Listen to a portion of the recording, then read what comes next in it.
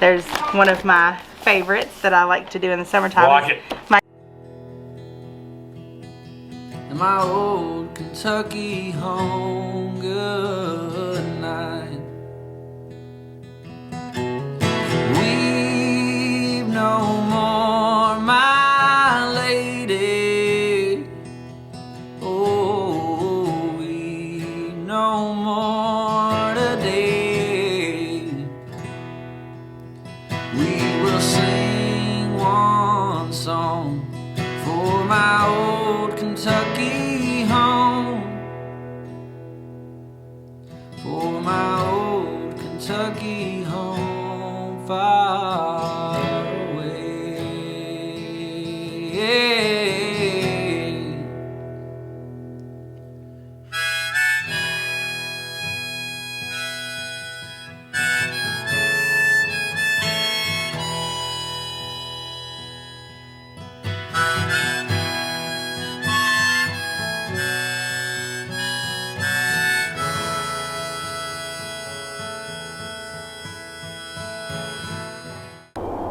Good morning, everybody. Welcome to Stivers Homestead. I'm Zach. And I'm Jen. And we are officially back to our regular schedule Homestead events. Yep.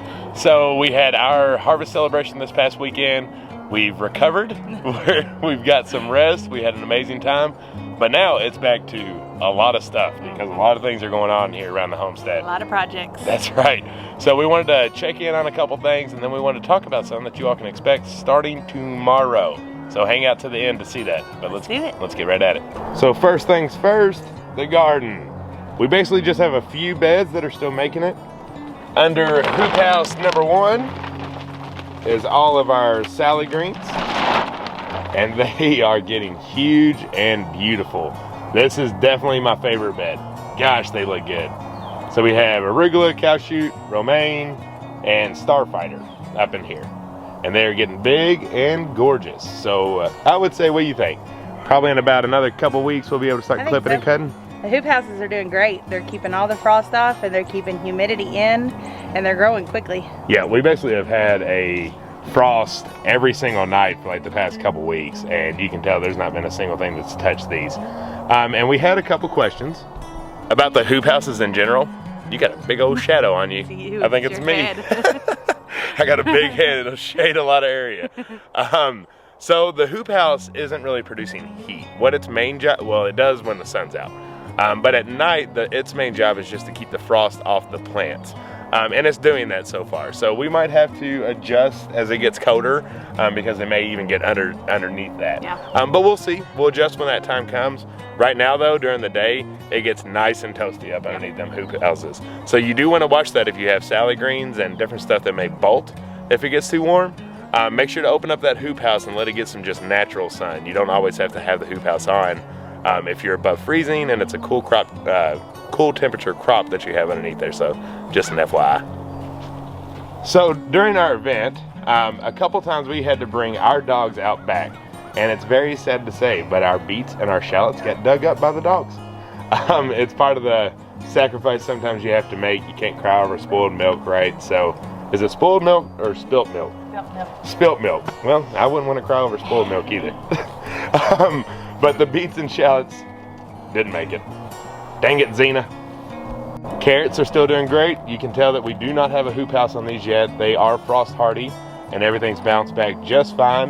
And the carrots will be good. However, we are going to have to hoop house these because it's going to get to where it's too cold for them because they cannot handle the extreme temps.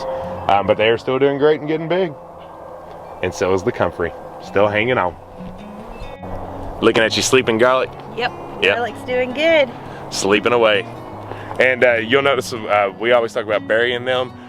You'll see the frost lay on top of that mulch and it's not getting anywhere close to your garlic. So that's your reason for making sure to have a good cover on there. Uh-oh, God. So under the second hoop house, here, you want to hold this camera? So the second hoop house is doing well too. We have kale, all kinds of kale, some Swiss chard, and some bok choy at the end.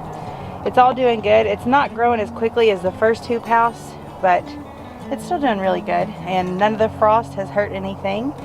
So they're just gonna grow right along, and I can't wait to harvest kale. The peppers are officially pulled up.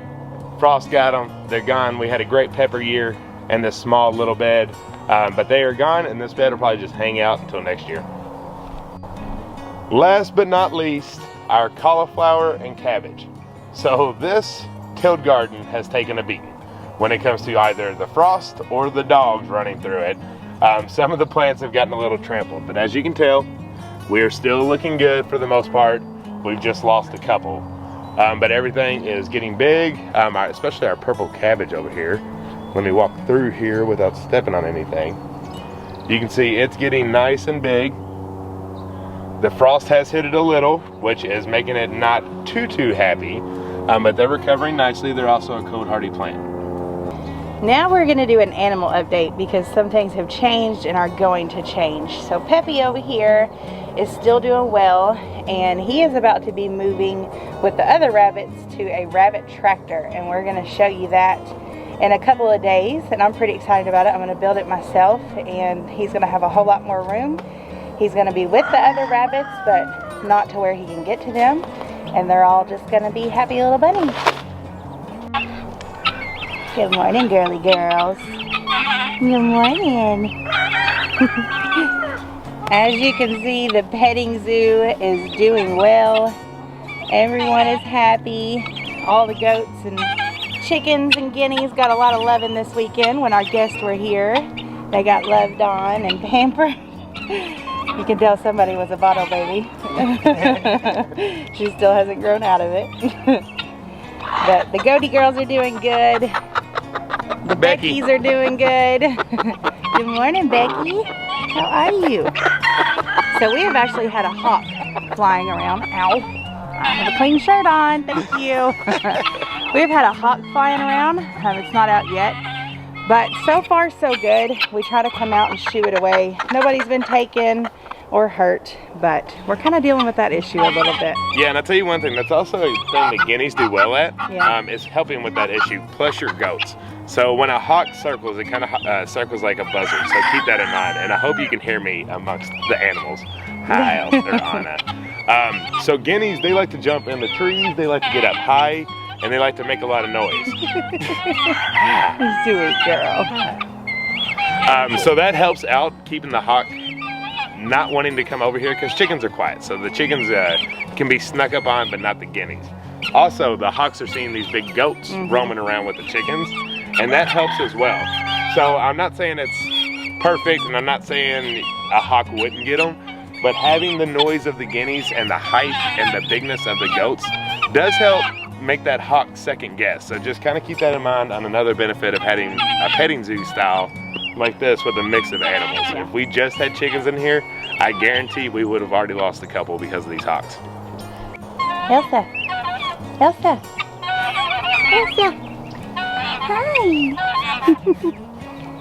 You girl. The Rhode Island Reds are getting very big. Look how beautiful they are. I'll tell you what, the Rhode Island Reds have such a pretty crimson maroon color, and we just love them. But they're in their weird, my goodness, it's loud out there.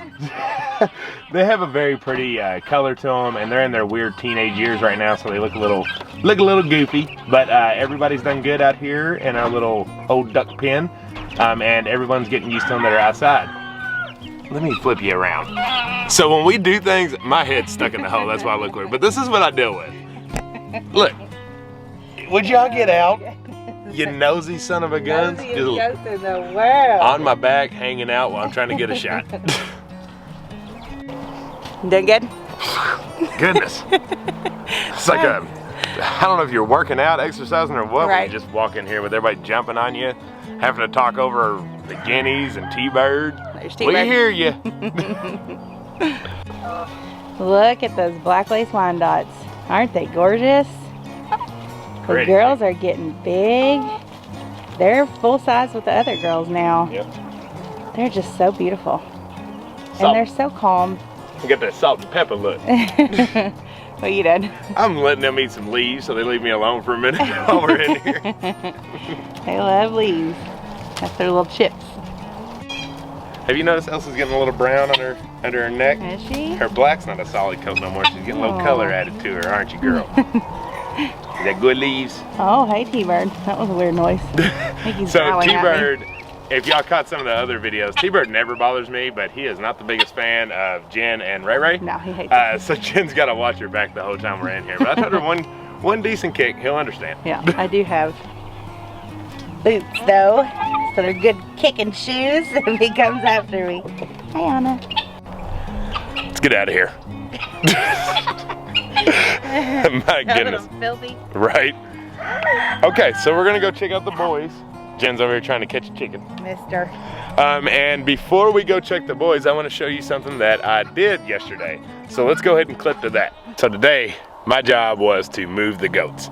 So to give you a little background on what's been happening, you know we've got turkeys in the house that are getting bigger, and that's the start of our meat experience. And we also got another meat animal come in. I don't know, they're shipping November 6th, so they should be here in the next week and a half or so. So what we did was we got another Premier One fencing, because the plan was always to have two 100-foot Premier One fencing, so that way it would be a lot easier to move our goats. That way we didn't have to like put Charlie or Buster in the backyard or anything like that and make it a big ordeal. I could just leave them in the current fence they're in, be setting up the second grazing pasture, and then just move them over. So a lot more simple that way. Of course, you kind of got to save up to get that fencing, but that's what I did today. So I've got the second fence set up. We've got the goats in there, and I want to show you kind of a before and after, because it's a good picture of what it looks like and the reason to make sure that you're moving your goats often. You like when your baby goats are moved, don't you? I do. They're happy boys. Yeah, very happy. So this is what they did. Let's go back in the way back train real quick. So this is the first two spots we grazed them in these two areas. And over there is what it looks like. So you can see how it's all really covered up with just a lot of crops. But over here, see how empty it is? They did an amazing work on these two spots. And then this was their third spot. So we're gonna get pigs probably in the springish time. Not fully decided, really it depends on how quickly we can get the area ready. But we have a pond up there where Sam the Squatch is. You can see him right there. And we want to clear this out so we can get in and do some fencing around and let the pigs fix our pond, because it does have a little bit of a leak. So this is where our male goats were, right here in this area. And they, I mean, completely demolished it. I mean, it is completely cleared out. So it was time for them to be moved anyways. So now they're over here to the next spot. So we got the second Premier One fencing set up. Oh yeah, Char. And now they're over here and they're gonna eat all of this up and enjoy it and have a good time before the winter kills everything off. But they got their house, they got their water, they got their feed, got our second solar panel that's going on there, and they got plenty to eat, don't you, Charlie? Yeah, buddy, watch out, you're gonna get shocked. He's been actually kind of nice to me today. So there they are. My job is complete for the day, and the goats are extremely happy. Buster, he's back here in the greenery just eating.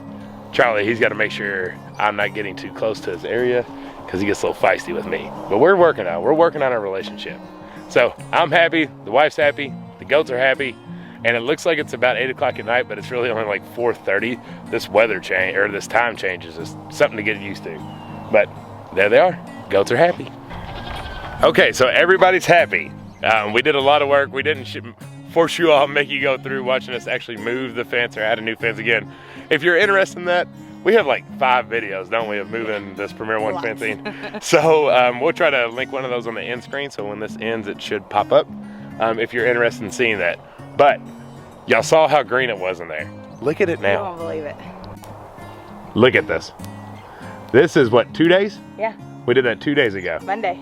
And they have already ate the trees down. They are burning this thing up. My goodness. Y'all are killing it. Hard workers. Pretty boys.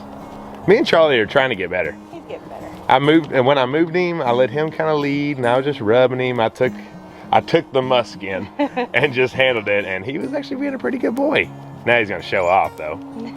But you're really turning into quite the stud, bud. Look at you. Big boy. Yes, you are. Aww. Don't touch it. You sweet. Oh, you trying to be silly? So yeah, so look at that. Cleaned it up really fast. I'll be moving them super soon. But like I had mentioned in that clip, that leaves this whole area, this whole fence, to our taking.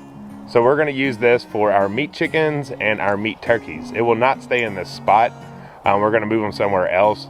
But it really helps us out because we're going to be doing tractors, but we also want them to be a little bit more free range. Yeah. So this Premier One fencing will really help that out. The tractor is only for sleep at night. We want them to be able to be in it and be safe.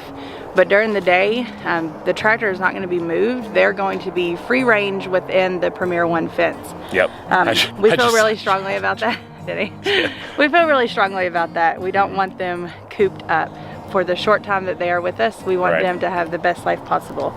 So they will be free range. And to talk the kids into us allowing us to have meat poultry, we kind of had to show them that they're going to get the same good life as all of our other poultry. Yeah. And we agree with that. I mean, we agree that they should live out their life equal and happy and enjoy it and not know anything even really happened. That's and just that it's normal. So Premier One fencing again for the win. Plus, this allows me to, in the future, when we say we don't have meat chickens, I can use the fence that's empty and go ahead and get it set up for the goats, and then just move it over instead of having to figure out where we're going to hook them up. Are they going to eat the garden and make it a big ordeal, right? So, I mean, we wanted to make this investment anyways. Now it's just got a dual purpose. So, okay, Thanksgiving time, folks. Yep. Well, first we got to check on the inside. Oh, we do have to check on the inside. My bad. One more minute.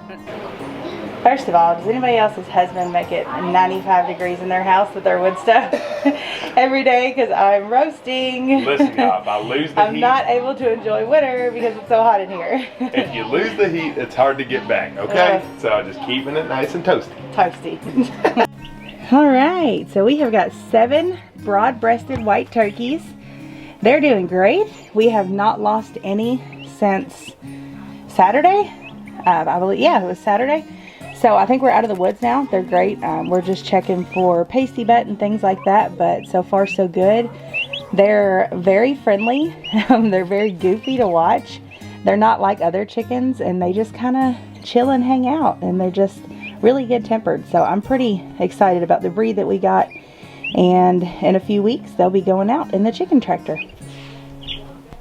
And over here we have our 3 Polish / whatever Daddy T-Bird mated with. So we can tell that one is going to be a Polish Americana because it has its puffy cheeks already, and the other 2 we're not too sure about.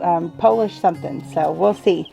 But I'm not gonna lie, y'all, they act a little bit like their daddy. See, there's puffy cheek, so that one under the plate is going to be a Polish Americana, so that'll be interesting. But they act like their daddy. They're a little bit feisty, but they're good. So these are the ones that we hatched ourselves from our fertilized eggs, and they're doing fantastic. They're getting big quick, and pretty soon they'll be out in the brooder coop. Hi, babies. Okay, now let's talk Thanksgiving. Yay! So all the animals are good. You all get to see that. We didn't show the dogs, obviously, but the 4 dogs are doing great. They're getting big. Yeah. Ellie's just our sassy old lady self. The cat's doing well. She is back to hunting, so she's in winter mode. She's catching mice. Go Doing cat! Good job, finally. As long as she doesn't catch rabbits, I'm happy. Especially our rabbits. What else? Is that all the animals? I think so. Yeah, kids are doing good. The kid animals are doing well. Right. School's going well. We're back in the homeschool groove. He first day back, kind of after a little vacation, was a little shaking off the dust, but today's going to be better. Isn't that right, Wyatt? Yeah. So, Thanksgiving is what, 3 weeks away? 4. Oh, it's 4 weeks? 4 weeks from today. Oh, nice. Okay, so we got 4 weeks from tomorrow. Today's Wednesday. You sure? Yes. So Thanksgiving's coming up, and we host Thanksgiving here. Yes, every year. We have done it for, what, 7 years now? Has it been that long? Yeah, because we did it at the previous house. Yeah, that's true. And we actually even cooked Thanksgiving one time 100% on that stove. Yes. Our first year here. Because we didn't have electric or anything. Well, we had electric, but we hadn't ran electric for a stove, which we do now. So that, I mean, it's possible in any form or fashion. Yeah. So what you all need to be ready for starting tomorrow, if you're interested, is recipes. Yes. So along with hosting Thanksgiving, it's not just about recipes. It's about organization. It's about, you know, inviting your people, making sure you know how many are coming, making sure you have enough meat and sides for everyone. We know we're always covered on meat because we deep fry a turkey and we smoke a ham every year. So that's all you'll see of me at that point. Yeah, and we usually have, what, 20 to 25 people? things are going to be a little bit different this year. There's going to be a few less. But there'll still be a crowd. So I get myself organized pretty early. This time of year, I'm sending out my invites, letting everybody know what time and day it's going to be, so they have that on their mind. Is there a question on the day? Well, some people don't know when Thanksgiving is. Like you thought it was in 3 weeks. Oh, goodness. Sorry. Continue. So, and then they respond back, you know, yes or no. Most people know that I need a definite answer. So they're pretty good about that. Right. And then I plan it out, you know, how many sides do I need? And I have... Who's bringing what? Yes. I have my own recipes that I use every single year. They're tried and true recipes that everybody loves. I can't differ from them because people will be upset. Yes, they will. want to know where that cranberry salad is they had last year and why they haven't had it since. One year though, she made that cranberry salad and people asked where it was after the next day. Yeah. It was in the fridge. It was in the fridge. Forgot to bring it out. How many people have done that? Comment below if you've made something for Thanksgiving, had it made ready and just left it in the fridge. Yep. I'm interested to know if that's just us. Yeah. So yeah, it's a pretty big deal around here. Me and my mom basically cook everything. She comes over at the crack of dawn. Well, actually she comes over the night before Thanksgiving. Yep. And we go ahead and prepare some stuff like desserts and stuff that we can just heat up. And we usually stay up pretty late, listening to music and just having a good time. And then the next morning she comes over early and we get to cooking, and we cook all day. And then people show up a little bit before, and then we eat, and it's just a really good day. Yep. And then afterwards, what do we do?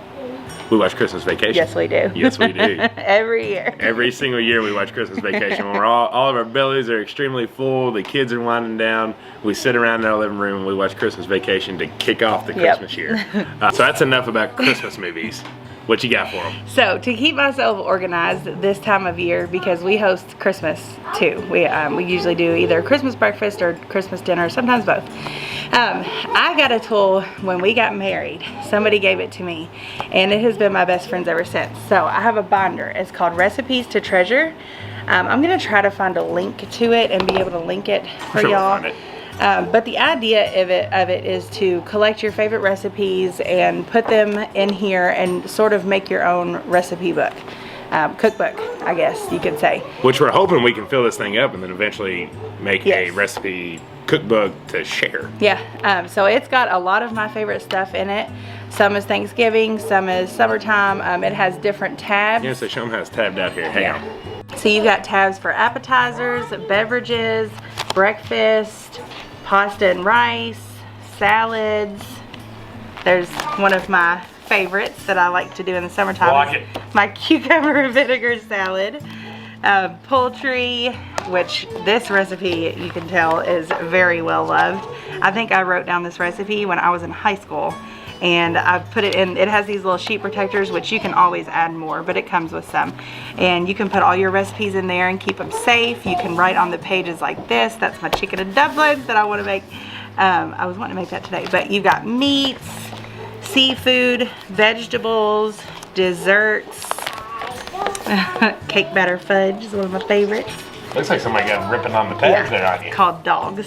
But yeah, it's really cool. And then at the back, there's my cranberry salad. Cover it up, babe. Don't show them. But then in the back, I've got all my Thanksgiving recipes that I'm not going to show you yet. And it goes in this huge binder that you can keep everything, all your loved recipes, and have them right there. So I hope to... Hopefully I can find a link. You all might have your own kind of thing that you use, but this is just the way that I do it. And it's special because we got it for our wedding. So one of these days I'm gonna hand it to Raylan, and hopefully she will love it as much as I did. But I just want to show you all that. And that's how I keep myself organized over the holidays with all the events that we host. And so we'll find this and put it in our Homestead store. We'll have that link below. It's I think what I wrote in there, it's all the products you see in our videos, and then it's a link to our store, and it just shows all the different stuff. It's just basically a list of items. Yep. So we'll find that and put it in there, but be ready for that. So a lot of Thanksgiving prep, a lot of Thanksgiving videos coming up. It's not just for hosts, it's if you want to bring a dish and wow maybe your friends and family, she's going to do it. Yeah, my favorite recipes that have been loved for so long.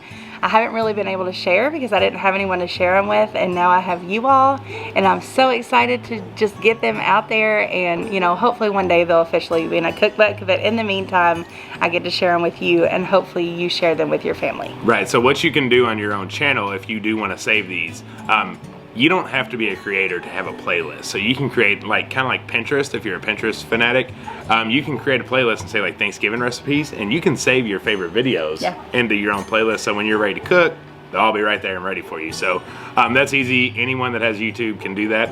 But you know what my favorite part about this whole thing that you're getting ready to do? What?